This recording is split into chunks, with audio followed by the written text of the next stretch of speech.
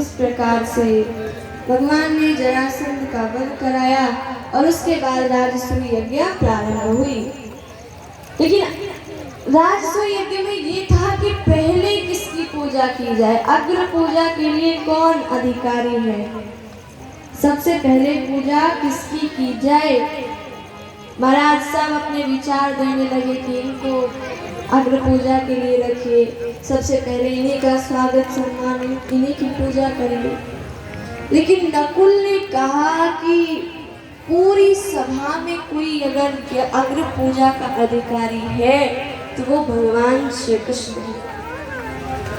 इन्हीं भगवान श्री कृष्ण है जो इन सब में, जो यहाँ बैठे हैं सब में श्रेष्ठ है, इसलिए इन्हीं अग्र पूजा के अधिकारी हैं, इन्हीं को बनाया जाए। अच्छा, सबने तो बात मान ली कि हाँ इन्हीं को अग्र पूजा के लिए बनाया जाए, लेकिन जरूर भाई वही बैठा था शिशुपाल। शिशुपाल ने नहीं माना। पहली बात तो शिशुपाल का ब्याह होने जा रहा था और भगवान ने रुक्मिणी जी का हरण कर लिया।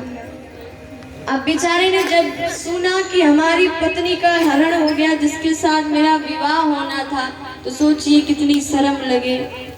पता चले बारात लेके दूल्हा आए और पता चले दुल्हन साथ जाए ना, तो कितनी बेइज्जती होती है। और महाराज शिशुपाल को इतनी लज्जा है कि अब मैं मुंह अपना कैसे दिखाऊंगा। घर जाके पूछेंगे साहब दुल्हन लाए तो क्या कहूंगा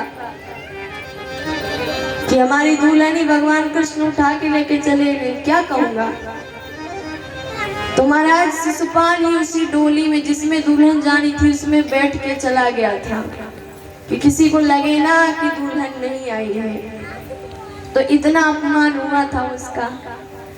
और आज और हुआ, भगवान कृष्ण अग्र पूजा के अधिकारी कैसे हो सकते हैं। शिशुपाल प्रतिदिन भगवान को गाली देता था। उसको ये वरदान था कि देखो भैया, तुम, भगवान ने कहा था कि 100 गाली दे सकते हो तुम, बस 100 गाली दे दोगे तो ठीक है, लेकिन उससे एक भी ज्यादा हुई, 101 भी गाली हुई तो उसी दिन तुम्हारी मृत्यु हो जाएगी, निश्चित है। तो भैया वो सवेरे सवेरे बैठता है, जैसे पूजा करने बैठते हैं ना, तो बढ़िया शिशुपाल बैठता और भगवान को गाली देता और एक माला साथ में लिए रहता। तो माला से जैसे मंत्र जपते हैं तो वो गाली जपता। और 99 मोती थे उसमें। अब 99 मोती आए तो शिशुपाल को लगे अब ज्यादा नहीं कहना, तो 99 पे बंद कर देता। फिर दूसरे दिन 99 गाली देता, क्योंकि भगवान कृष्ण ने उसके साथ ऐसा छल ही किया था, उसका इतना अपमान ही किया था कि वो प्रतिदिन 99 गाली दे। अच्छा, आप भगवान कृष्ण की अग्र पूजा की बात आई तो तिल मिला उठ गया। अरे ये कृष्ण को किसने अग्र पूजा का अधिकारी बना दिया। बचपन में गैया चराया, गंवारों के साथ टहला घूमा, मक्खन मिश्री चुराई, ये भला अग्र पूजा का अधिकारी कैसे हो सकता है। इसने गोपियों के चीर चुराए, गोपियों को नचाया, गोपियों को छोड़ के चलाया। इसने तो कहा कंस का वध किया। ये अग्र पूजा का अधिकारी नहीं है, ये बिल्कुल अग्र पूजा का अधिकारी नहीं है। ये तो रणछोड़ है, रणछोड़ के इसने भाग लिया। ये तो रणछोड़ है, ये बिल्कुल किसी भी तरीके से अग्र पूजा का अधिकारी नहीं है। बहुत गालियां दी। अच्छा, अब इतनी गालियां दी, भगवान सुन रहे हैं। 100 गाली दे दी, 100 गाली दे दी शिशुपाल ने भगवान श्री कृष्ण को। और जैसे ही 101वीं गाली देने चला, भगवान ने कहा सावधान, अब गाली मत देना। अच्छा, भगवान के कहने पे वो चुप हो जाता तो सब ये सोच लेते। उसने सोचा कि यदि मैं इनके कहने पे चुप हो गया अभी तो लोग सोचेंगे कि अरे शिशुपाल तो डरता है, जैसे भगवान ने कहा वैसे चुप हो गया। तो उसने एक और गाली दे दी महाराज। और जैसे ही 101वीं गाली दी, भगवान का सुदर्शन चक्र चला और शिशुपाल की गर्दन कटी और उसका हो गया गोविंदाय नमो नमः। अब महाराज हर जगह कार्यक्रम पहुंच गया। शिशुपाल का उद्धार भगवान ने किया और शिशुपाल के शरीर से एक दिव्य ज्योति निकली जो भगवान के चरणों में आके समाहित हो गई। तो भगवान ने शिशुपाल का उद्धार किया और उसके बाद में राजसूय यज्ञ की पूर्ति हुई। उसी राजसूय यज्ञ में दुर्योधन का अपमान भी हो गया महाराज। ऐसी माया रची भगवान ने कि दुर्योधन को स्थल में जल लगे और जल में स्थल लगे। स्थल में चल रहा है तो ऐसे चल रहा है मानो जल हो। उसने जल को देखा तो लगा ये तो पृथ्वी है और उस पे जैसे ही कदम बढ़ाया बेचारा धम्म से पानी में गिर पड़ा और भी सभा के सामने गिरा। सब हंसने लगे। दुर्योधन का बड़ा अपमान हुआ और उसी कारण महाभारत भी दुर्योधन ने पक्का निश्चय कर लिया कि अब तो महाभारत होगी। आगे साल्व उद्धार भगवान ने किया, दंतवक्त्र और विदुरथ का उद्धार किया और फिर आता है सुदामा चरित्र। सुदामा चरित्र श्रीमद् भागवत में 1-2 अध्यायों में है और कहते हैं कि सुदामा नाम के एक ब्राह्मण रहते थे जो भगवान कृष्ण के अनन्य भक्त थे। अच्छा, श्रीमद् भागवत जी में मैं आपको एक विशेष बात बताऊं कि सुदामा नाम कहीं लिया ही नहीं गया। हम बहुत कहते हैं सुदामा चरित्र, लेकिन भागवत जी में सुदामा जी का नाम ही नहीं लिया गया। हाँ, चरित्र जो हम सुनते हैं वही है, लेकिन उनके नाम नहीं है अध्यायों में।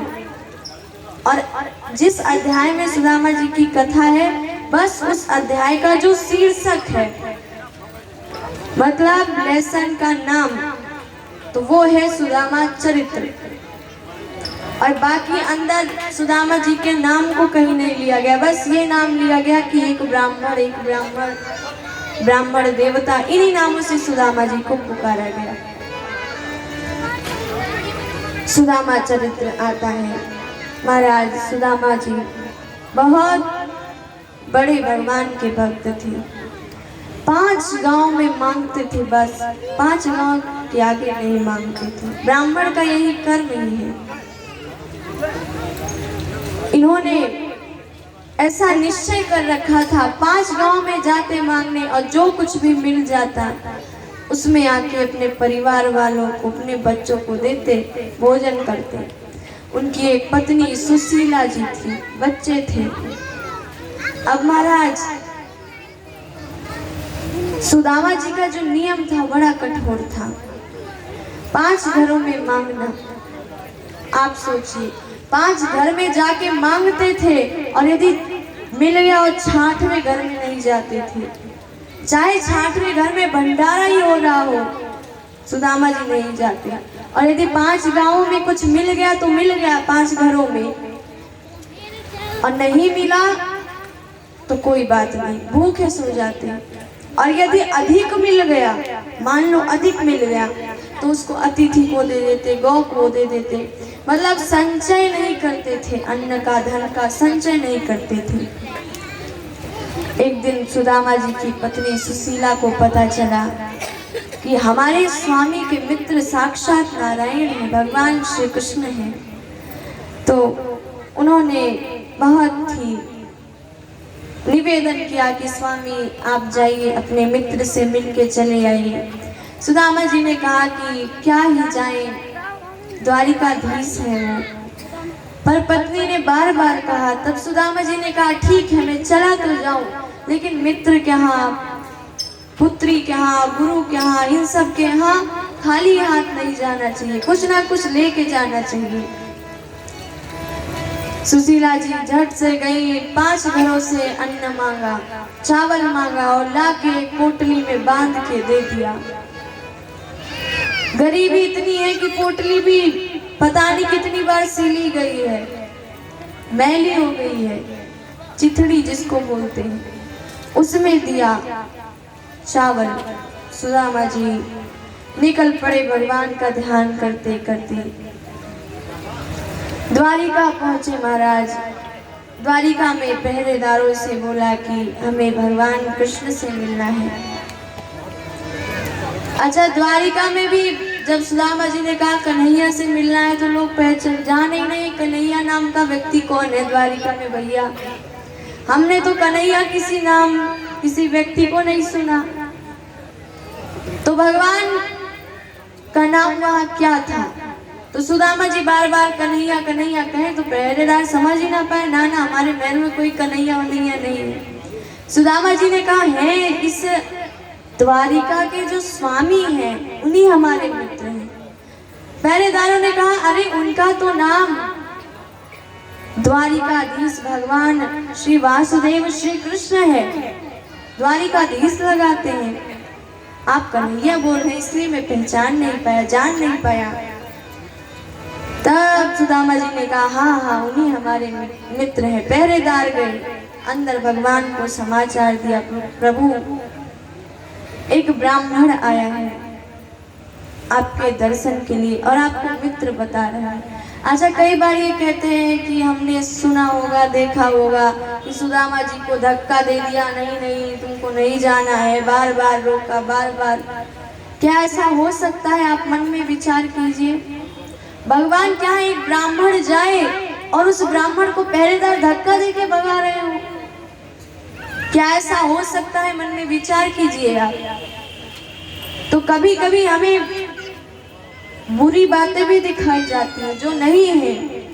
क्या जब ब्राह्मण संकादि गए थे विष्णु लोक वैकुंठ और पहरेदारों ने जय विजय ने रोक दिया था, बस केवल रोक दिया था, अपमान भी नहीं किया था, तो श्राप दे के चले आए जाओ तुम 3 जन्म तक राक्षस हो जाओ। तो भगवान निकले, भगवान ने ये नहीं कहा कि आपने क्यों हमारे दूतों को श्राप दे दिया। भगवान ने ये कहा कि आपने जो किया वो अच्छा किया। एतौ तो पार्षदो महाम जय विजय एवचा, भले ही ये हमारे पार्षद है, भले ही ये हमारे सेवक है, लेकिन आपने बहुत अच्छा किया इनको श्राप दे दिया, क्योंकि हमारे द्वार पे ब्राह्मण आया हो और उसको प्रतीक्षा करनी पड़े, तो ये हमें सहन नहीं है। ब्राह्मणों का अपमान भगवान नहीं सह सकते, भक्तों का अपमान नहीं सह सकते। तो क्या आप सोचिए सुदामा जी को धक्का मिला होगा क्या? सुदामा जी की हालत पे वो हंसे होंगे क्या? बिल्कुल नहीं। सुदामा जी को सम्मान से बिठाया और बस भगवान के पास सूचना देने गए कि प्रभु आपसे कोई मिलना चाहता है, अपना मित्र बता रहा है। मित्र का नाम सुदामा है। जैसे भगवान ने सुना दौड़े दौड़े आए भगवान और सुदामा जी की अगवानी की, सुदामा जी को हृदय से लगा दिया, लेके गए अपने सिंहासन पे बिठाया, चरण पखारे। तो ये भगवान की लीला है। भगवान अपने भक्तों को कभी भी द्वार पे नहीं खड़ा कर सकते, उनका अपमान नहीं हो सकता। कई लोग कहते हैं सुदामा जी दरिद्र थे, दरिद्र थे। दरिद्र किसको कहते हैं भाई? बताओ जरा, दरिद्र किसे कहते हैं? क्या जो बहुत धनवान है वो दरिद्र नहीं हो सकता क्या?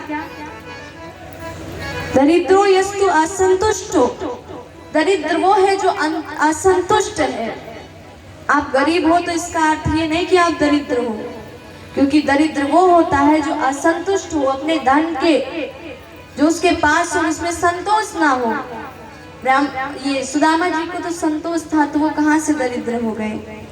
वो दरिद्र नहीं थे, वो गरीब भले थे, निर्धन भले थे, लेकिन दरिद्र नहीं थे। सुदामा जी को भगवान ने अगवानी की, अपने सिंहासन पर बिठाया, चरण पखारे। रुक्मणी जी पंखा झल रही हैं, भगवान बातें कर रहे हैं, बचपन की बातें हुई। सुदामा जी ने बचपन की बातें की, भगवान ने भी कहा हाँ हाँ बचपन की बातें हमें भी बहुत याद आती हैं। एक बार गुरु माँ ने भेजा था तुम को और हमको समिधा लाने को, रात्रि में दिन में वहाँ वर्षा होने लगी, तो तुम्हारे जो दांत थे वो बड़े कटकटा रहे थे। सुदामा जी ने बात बदल दी, हाँ हाँ कन्हैया बड़ी मधुर है बचपन की बातें। सुदामा जी गरीब क्यों हुए? वो भी गरीब ना होते, भगवान के लिए ही हुए। ये जो भगवान ने बात कही कि तुम्हारे दांत कटकटा रहे थे, कटकटा नहीं रहे थे, उन्होंने चने खाए थे, श्रापित चने। कैसे? तो कहते हैं कि गुरु माँ ने पोटली बांध के दिया कि ले जाओ इसको खा लेना तुम दोनों। लेकिन महाराज वो चना गुरु माँ को सवेरे सवेरे प्राप्त हुआ था और दो चोर उसको एक वृद्ध बुढ़िया के घर से चुरा के इस आस में ले गए कि इसमें स्वर्ण मुद्राएं होगी, और वो वृद्ध माता रखी थी चने खाने के लिए। और जब चोर लेके भाग गए तो उनके चने भी चोरी हो गए। तो उन्होंने श्राप दिया कि जो मेरे चने को खाएगा वो दरिद्र रह जाएगा। सुदामा जी इतने ज्ञानी थे, उन्हें ये बात पता हो गई और उन्होंने भगवान को वो चने एक भी नहीं दिया और स्वयं सारे खा गए। तो ऐसे थे सुदामा जी, महान चरित्र। भगवान श्री कृष्ण ने पूछा कि मित्र तुमने विवाह किया कि नहीं? सुदामा जी ने कहा हाँ हाँ हमने विवाह किया, हमारी सुशीला नाम की बड़ी सुंदर स्त्री है, हमारे बच्चे हैं गृहस्थ। भगवान ने कहा कि आपने विवाह कर लिया और हमें बुलाया नहीं, ये तो बड़ी बुरी बात है। सुदामा जी ने बोला पहले तू बता कन्हैया तूने ब्याह किए कि नहीं? तो भगवान ने भी कहा हाँ ये जो देखो इतनी सारी जनसंख्या सब हमारी ही है, ये 16,108 विवाह हुए। सुदामा जी ने कहा कि देखो हमारे एक हुए, हमने नहीं बुलाया, तुम्हारे तो 16,108 हुए। हम मान लो एक में ना बुला पाए, भूल गए, लेकिन तुम्हें किसी में भी याद नहीं आया कि किसी ब्याह में हमें बुला लो। तुम्हारा आज बचपन की बड़ी मीठी मीठी बातें हुई। तो भगवान ने एकाएक कहा कि जब हमारी भाभी है तो हमारे लिए कुछ तो भेजी होगी। अब सुदामा जी ने भगवान का ऐश्वर्य देखा था, इतने सोने के महल, और वो चावल क्या खाएंगे भगवान, छिपा रहे हैं सुदामा जी। लेकिन भगवान ने जान लिया, अरे ये क्या छिपा रहे हो, लाओ। पोटली खोली, इसमें तंडुल निकले। भगवान ने एक मुट्ठी खाई, दूसरी मुट्ठी खाई, तीसरी मुट्ठी को रुक्मणी जी ने खाई। एक मुट्ठी में पूरी द्वारिका जैसी नगरी बसा दी, दूसरी मुट्ठी में पूरा स्वर्ग की संपदा दे दी, और तीसरी मुट्ठी में रुक्मणी जी ने ले लिया कि भगवान अब हमें भी कुछ देने दो। उन्होंने भी खूब धन ऐश्वर्य दिया। सुदामा जी कुछ दिन रहे, उसके बाद गए अपने घर। लेकिन ये क्या, जहाँ उनका छोटी सी झोपड़ी थी वहां आज खूब सुंदर सा महल बन के तैयार है, द्वारिका जैसे। भगवान ने ही वो महल बनवाया। अब तो सुदामा जी ने सोचा कि हमारी झोपड़ियाँ कहाँ चली गई। तब तक सुशीला जी निकली थाल सजा के, प्रभु आपका ही ये महल है, भगवान की कृपा से प्राप्त हुआ है।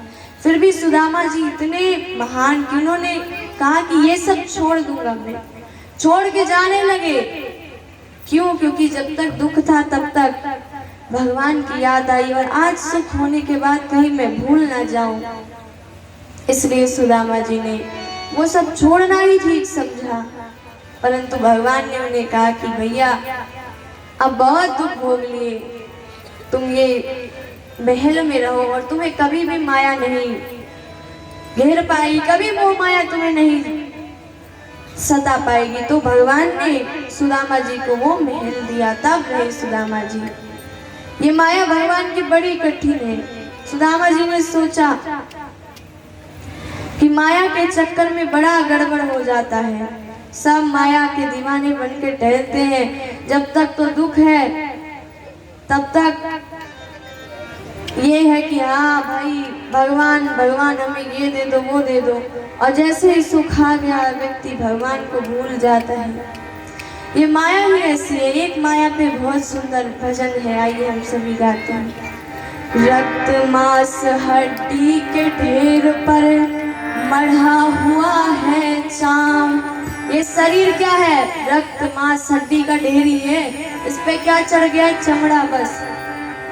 रक्त मांस हड्डी